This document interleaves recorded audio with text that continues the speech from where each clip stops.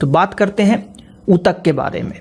तो कोशिकाओं का वह समूह जिनकी उत्पत्ति, संरचना एवं कार्य समान हो, यानी कि उनकी उत्पत्ति, संरचना और कार्य एक से हो, समान हो, ऊतक कहलाते हैं, टिश्यूज कहलाते हैं।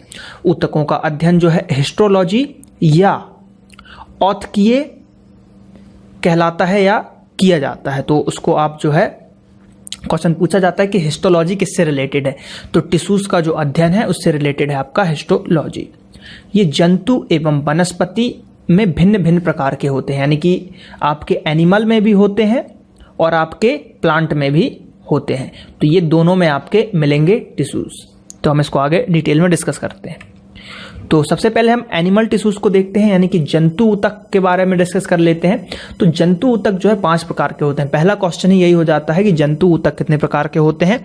तो जंतु ऊतक जो है 5 प्रकार के होते हैं। पहला इपिथेलियल, इसकी बात करते हैं। तो इपिथेलियल ऊतक के अंतर्गत अगर हम बात करें तो यह मुख्यतः जो अंगों के बाह्य एवं आंतरिक सतह पर पाए जाते हैं, कि मान लीजिए जो कुछ अंग है तो उसके जो बाहरी हिस्से पे और भीतरी दोनों हिस्से पे जो है ये पाए जाएंगे। ये कुछ स्रावित ग्रंथियां जैसे कि दुग्ध ग्रंथियां, श्वेत ग्रंथियां और पसीने की जो ग्रंथियां स्वेट वाली जो होती है ना, पसीने की ग्रंथियां, उन आदि में पाए जाते हैं। तो बाहरी और अंदरी दोनों तरफ ये पाए जाते हैं। तो क्वेश्चन ऐसा नहीं पूछा जाएगा, क्वेश्चन पूछा जाता है कि जो स्वेट ग्लैंड्स होते हैं या पसीने की जो ग्रंथियां होती है उसमें किस प्रकार का ऊतक पाया जाता है या वो किस प्रकार के ऊतक हैं। तो एपिथेलियल ऊतक हो जाएंगे आपके।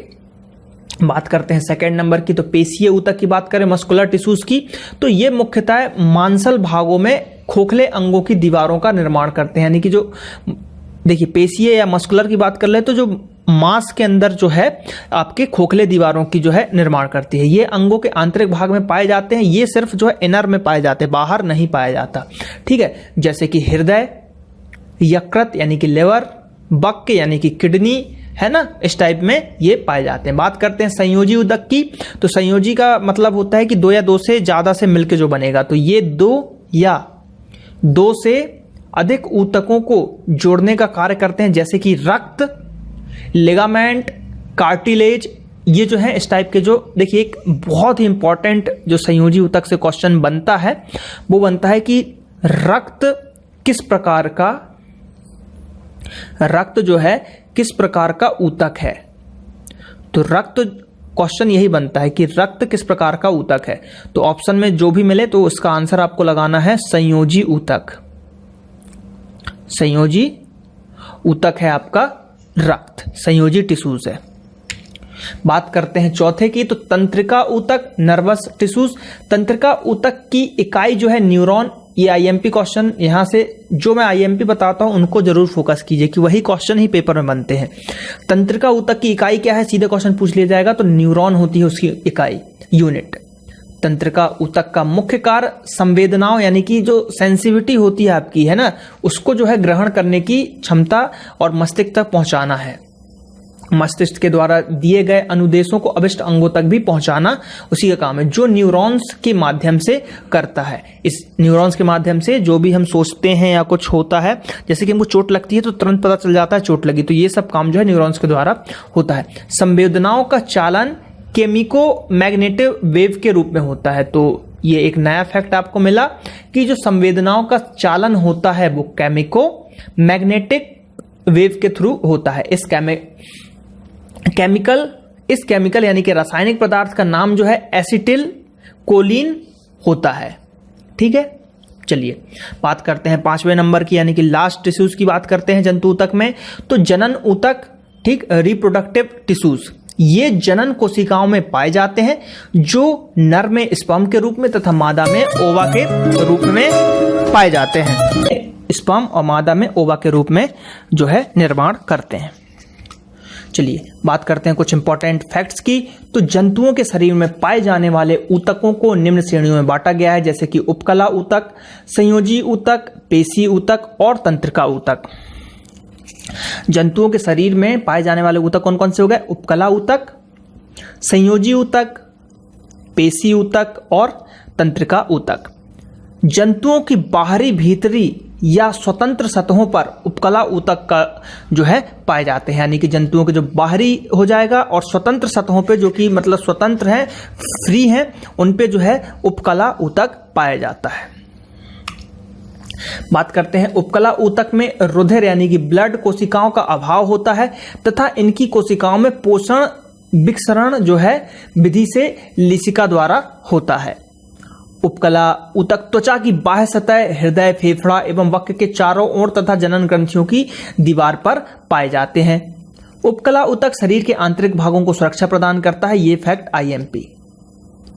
उपकला ऊतक शरीर के आंतरिक भागों को सुरक्षा प्रदान करते हैं। शरीर के सभी अंगों एवं अन्य ऊतकों को आपस में जोड़ने वाला ऊतक जो है संयोजी ऊतक या कनेक्टिव टिश्यूज कहलाते हैं। संयोजी ऊतक का प्रमुख कार्य शरीर के ताप क्रम को नियंत्रण करना तथा मृत कोशिकाओं को नष्ट कर ऊतकों को नवीन कोशिकाओं की आपूर्ति करना जो है होता है। बात करते हैं रुधिर एवं लेसिका जैसे तरल ऊतक जो है संवहन में सहायता देते हैं। तो रुधिर और लेसिका जो है एक तरल ऊतक है, तो ये क्वेश्चन भी इंपॉर्टेंट बनता है कि इनमें से कौन सा ऊतक जो है तरल है। आंसर दे देंगे रुधिर यानी कि ब्लड बोल सकते हो आप, लेसिका तो इस टाइप से, फिर तो आंसर या तो बोथ होगा, नहीं तो इनमें से अगर कोई दो होता है तो एक आंसर उसका होगा। अगर ऑप्शन में सिर्फ एक ही मिलता है तो आंसर एक ही होगा। बात करते हैं रुधिर और लेसिका जैसे तरल ऊतक जो है संवहन में सहायता करते हैं। शरीर की सभी पेशियों का निर्माण करने वाला ऊतक पेशी ऊतक कहलाता है। मतलब शरीर के जितने भी मस्कुलर बॉडी जो पेशियों का निर्माण करते हैं, मसल्स का निर्माण करते हैं, तो उनको मसल्स टिश्यूज कहा जाता है। मसल्स टिश्यू की बात करें तो ये अरेखित और रेखित, स्ट्रिप्ड और अनस्ट्रिप्ड दोनों तरीके से होते हैं तथा हृदय में जैसे 3 प्रकार में बटे हुए हैं, यानी कि 3 में है अरैखिक, रैखिक और हृदय में। ठीक है। अनैच्छिक रूप से गति करने वाले अंगों आहार नाल, मलाशय, मूत्राशय, रक्तवाहिनियां आदि में अरेखित ऊतक जो है पाए जाते हैं। यानी कि ये कहां पाए जाते हैं तो मलाशय, मूत्राशय, रक्तवाहिनियां में अनैच्छिक जो है ये आरेखित ऊतक पाए जाते हैं। आरेखिक पेशियों की बात करें तो उन सभी अंगों की गतियों को नियंत्रित करती है जो स्वयं गति करती है। तो आरेखिक जो पेशियां हैं जो अंगों की गतियों को नियंत्रित करती है, जो खुद में जो है गति करती रहती हैं। बात करते हैं अगले की, तो रेखित पेशियां शरीर के उन भागों में पाई जाती हैं जो इच्छा अनुसार गति करती हैं। प्रायः इन पेशियों के 1 या 2 सिरे रूपांतरित होकर टेंडन के रूप में अस्थियों से जुड़े होते हैं। यानी कि जो हड्डी होता है, ये जब मान लीजिए आपकी बोन है और दूसरी बोन है, तो 2 बोनों के बीच में टेंडन से ये जो है जुड़ी होती है, अस्थियों को जोड़े रखता है। देखिए ये टॉपिक जो है ना थोड़ा सा बोरिंग टाइप का है, इसमें ज़्यादा एक्सप्लेन करने के लिए कुछ है नहीं, बस फैक्ट है। तो जो इंपॉर्टेंट मैं बता रहा हूँ उनको बस आप नोट करते जाइए, आप एग्जाम में इजिली क्लियर कर लेंगे। हृदय पेशी केवल हृदय की दीवारों में पाई जाती है और हृदय की गति इन्हीं पेशियों की वजह से होती है। तो ये IMP हो गया कि हृदय की गति किस ऊतक से होती है, तो हृदय पेशी या हृदय ऊतक से होती है। मानव शरीर में कुल 639 मांसपेशियां पाई जाती हैं। ठीक है, जिसमें ग्लूटियस मैक्सिमस या कूल्हे की जो मांसपेशी होती है मानव शरीर की सबसे बड़ी तथा स्टैपिडियस सबसे छोटी जो है मांसपेशी होती है। तो ये याद रखिएगा आप। बात करते हैं जंतुओं में तंत्रिका तंत्र का निर्माण तंत्रिका ऊतक के द्वारा होता है। तंत्रिका ऊतक न्यूरॉन्स और न्यूरोलिया जैसे 2 विशिष्ट प्रकार के कोशिकाओं द्वारा निर्मित होते हैं। बात करते हैं तंत्रिका ऊतक शरीर में होने वाले सभी प्रकार की अनैच्छिक एवं ऐच्छिक क्रियाओं को नियंत्रण में करती है। यहां पे देख लीजिए पादप ऊतक या वनस्पति ऊतक के अंतर्गत बात करते हैं तो ये पहले 2 में है आपका विभाज्योतिक ऊतक और स्थायी ऊतक। इसके अंतर्गत 3 है आपके शीर्षक, अंतर्वेशी, ठीक है, और पार्श्व। फिर उसके बाद बात करते हैं स्थायी ऊतक के अंतर्गत तो सरल ऊतक, जटिल ऊतक और विशिष्ट ऊतक। फिर जटिल ऊतक के अंतर्गत है जाइलम और फ्लोएम। सरल ऊतक के अंतर्गत में है आपके मृदूतक, स्थूल कोण और द्रुत कोण। तो अब हम लोग जो पढ़ने वाले हैं जाइलम भी पढ़ेंगे, फ्लोएम भी पढ़ेंगे, क्योंकि इनका बहुत ही जो है रोल ज्यादा है। तो चलिए बात करते हैं वनस्पति के अंतर्गत तो ये 2 प्रकार के होते हैं प्लांट टिश्यूज। वर्धी ऊतक तो यह सबसे तेज विभाजित होने वाला ऊतक है। ये पौधे के शीर्ष भाग, पार्श्व भाग और अंतःसंधि में पाए जाते हैं। यानी कि देखिए शीर्ष भाग यानी कि ऊंचाई में जो वृद्धि होता है वो, पार्श्व भाग में तने की मोटाई की वृद्धि करने के लिए, और जो अंतः संधि की बात करें तो इसमें शाखाओं का निर्माण करने के लिए पाए जाते हैं। ये ऊतक हरित लवक की उपस्थिति में भोजन का निर्माण कार्य भी करते हैं और यह भोजन संचय भी करते हैं। तो उसके अंतर्गत कौन सा पैरन काइमा ऊतक जो है इसमें काम करता है। भोजन को संचित करने में, बनाने की बात नहीं हो रही है, संचय की बात हो रही है। बात करते हैं स्थायी ऊतक की। तो जब वर्धी ऊतक की विभाजन क्षमता समाप्त हो जाती है तो वे स्थायी ऊतक का निर्माण करते हैं। इसका मुख्य कार्य भोजन निर्माण, भोजन संचय, आंतरिक सहायता कोशिकाओं को मजबूती प्रदान करना है। जटिल ऊतक की बात करते हैं तो एक से अधिक स्थायी ऊतक को मिल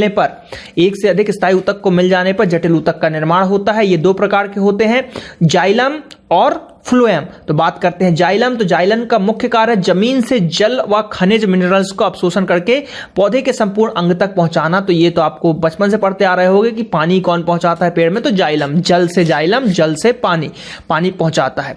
फ्लोएम की बात करें तो फ्लोएम का कार्य पत्तियों द्वारा बनाए गए भोजन को पौधे की जड़ तक पहुंचाता है। तो खाने को फ्लो कौन करता है? खाने को आपका जो है फ्लो करता है। जैसे ये मान लीजिए ये जड़ है पेड़ की, ये आपका पेड़ हो गया, तो फ्लो हो के पूरे में फ्लो होके जड़ तक खाना पहुंचाता है फ्लोएम। और जाइलम जो है जड़ के थ्रू पानी वगैरह जमीन से खींच के पूरे में पहुंचाता है कौन? फ्लोएम। अब बात करते हैं जाइलम की। तो जाइलम गुरुत्वाकर्षण बल के विरुद्ध फ्लोएम गुरुत्वाकर्षण बल की ओर कार्य करती है। ये इंपॉर्टेंट है। जाइलम जो है मतलब नीचे से ऊपर जाती है और फ्लोएम जो है ऊपर से नीचे आती है, ये यहां पे बोला जा रहा है। अब जो है यहां पे कुछ इंपॉर्टेंट जो इसके फैक्ट हैं, जो क्वेश्चन आते हैं पेपर में, वो देख लेते हैं। लिगामेंट ये एक अस्थि को दूसरे अस्थि से जोड़ता है। जैसे मैंने टेंडन भी बताया था, तो टेंडन भी लगभग यही कार्य करता है बीच में।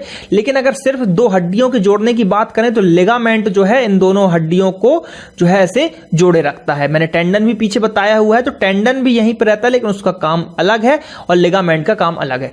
टेंडन मांसपेशियों को अस्थियों से जोड़ता है। देखिए ये हड्डी को हड्डी से जोड़ा, लेकिन टेंडन क्या करेगा, जैसे इसके बीच में कुछ मांसपेशियां हैं तो वो मांसपेशियों को हड्डी से जोड़ेगा टेंडन, और हड्डी से हड्डी को लिगामेंट। तंत्रिका ऊतक की बात करते हैं तो तंत्रिका ऊतक नर्वस टिश्यूज की बात करें तो इसकी इकाई कौन सी है? न्यूरॉन है। तंत्रिका ऊतक संवेदनाओं का मस्तिष्क तक संप्रेषण किसके माध्यम से करता है? तो सब न्यूरॉन्स के माध्यम से होता है। न्यूरॉन्स जो हैं सब कुछ बताते हैं। पत्तियों में भोजन कौन पहुंचाता है? फ्लोएम। तंत्रिका ऊतक में संवेदनाओं का चालन किस रूप में होता है? तो केमिको मैग्नेटिक वेव के अंतर्गत होता है। ये आईएमपी है। जमीन से जल एवं खनिज लवण को अवशोषित कौन करता है? तो वो आपका जाइलम करता है। लगभग ये जो 5 से 6 क्वेश्चन है यही आईएमपी है, इससे ही आप एग्जाम क्रैक कर सकते हैं। इतने ही लगभग क्वेश्चन ऊतक से बनते हैं। और शुरू में जो मैंने बताया वो ब्लड वाला मत भूलिएगा, ब्लड भी आजकल जो है बहुत पूछा जा रहा है। तो यहां पे जो है ऊतक समाप्त होते हैं।